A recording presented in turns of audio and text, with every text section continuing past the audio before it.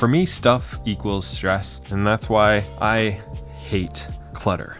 But developing good clutter-free habits can drastically improve your productivity, help you reduce stress. There's just so many different benefits. So here are some tiny habits that you can start today.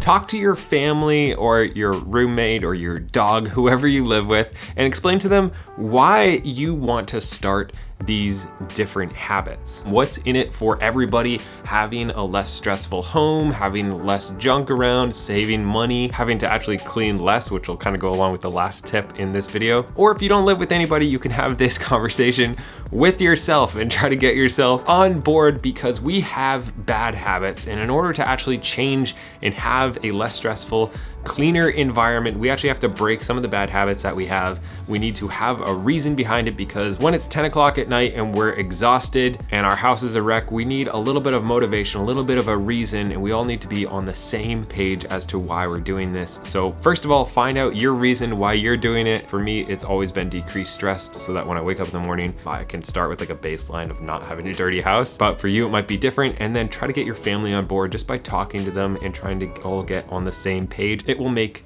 a huge difference. That being said, it is super important to kind of incorporate a clean as you go rule. Let's say that you're sitting on the couch and you finish your glass of water.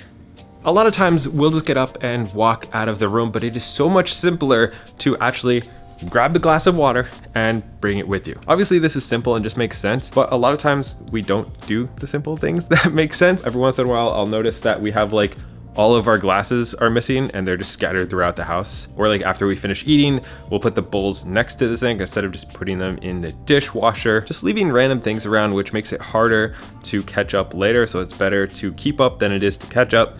Just something to keep in mind. It takes a little bit to get going, but once you get going, you have like less cleaning to do in general. Which brings me into my next point, which is counters, flat surfaces.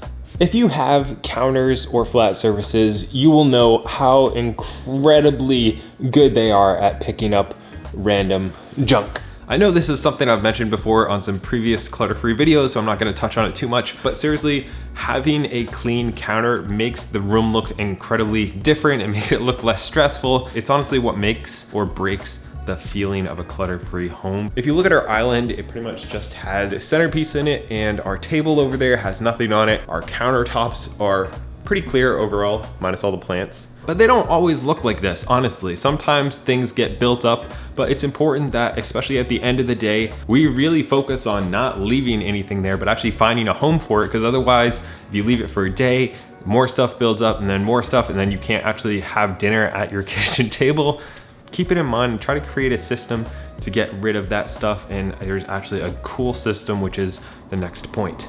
Build a runway. This is one of the smallest things that you can do that will make a big impact, and that is to create a home for everything kind of as you come in the door, just for that first little bit, and that'll kind of kickstart your entire house. So when you walk in, have a place for your keys. If you don't, you lose your keys all the time, which used to happen to me quite a lot. However, I found a solution to that, and that is to not have a wallet and just have my cards attached to my phone. Anyways, if you don't have a place for your coats, make a place for your coats. Everything should have a home so that when you come in the door, it doesn't all land on the kitchen table. It's something small again, but it really makes a big difference. Use the 5-second rule. It's a very simple idea and kind of a cue for any habit, and that is simply to count back from 5, which is 5, 4, 3, 2, 1, and on 1, you go, you take action. If you create a habit out of that when you want to start cleaning at night, when you're trying to get up the motivation to declutter a room, when you need to do the dishes, it's easy to overthink it and then end up watching TV. I don't know what it is about it, but a lot of times you actually do what you were thinking about doing. Just give it a try, and you'll find that any of these other habits will be a lot easier when you start them off with that cue. Use a box or a basket or something. There's actually 2 ways to do this. The first way I've been using for a really long time, and that is just to have a box kind of sitting around your house that stuff goes into. So when you're looking to declutter, you can just throw it in the box and then you donate that whenever it gets full, or throw it away, whatever. The second way that I learned from Laura, not my daughter, a subscriber actually, thank you, and that is to have a box or basket or whatever upstairs and downstairs, so that when there's stuff that needs to go upstairs, instead of just leaving it on the staircase, which a ton of people do, and then your stairs always have crap on them, or you have have stuff upstairs that just never makes it downstairs and it's in the hall, put it in a box so that when that box gets full, or when you could think of it, you can just bring that box upstairs and stuff doesn't get left around your house. We've started using this recently. It works super well and you just don't have random stuff sitting on your staircase. Great tip. If you guys have any more tips, I'd love to hear them. Always looking for new ideas. And also, if you're liking these ideas, then don't forget to subscribe. Pick an amount of hangers that you want to live with. This one's a little extreme. But if you have a problem with buying more clothes and having too many clothes, then maybe you should use it. Pick a number of items that you would want to have, whether it's 24, 33, 50, 170, whatever it is, and then just make sure you don't buy any more hangers unless stuff breaks, and that will force you to stay with the amount of clothes that you have. If you do bring something in, you have to get rid of something in order to make place for this. This is kind of the idea of like diets and losing weight happen while you're at the grocery store. Like if it's not on your list, you're not allowed to buy it. And if you buy healthy things at the store, then you're gonna eat healthy things when you're at home. And if you only have so much room in your closet and you have that kind of rule that you're not allowed to buy anything unless other stuff goes, you're never gonna have a closet that's overfilled and you can't shove anything else in there. It's simple, it's small, but it actually works. Rapid fire on this one. Organize your workspace. Having a clutter-free workspace will make you way more productive and way less prone to be distracted. So this can be a great time to go through and find a way to organize your papers, get rid of any extra junk that you don't actually use, get rid of the extra 50 pens that you don't use, and really just set yourself up for success when you're working by having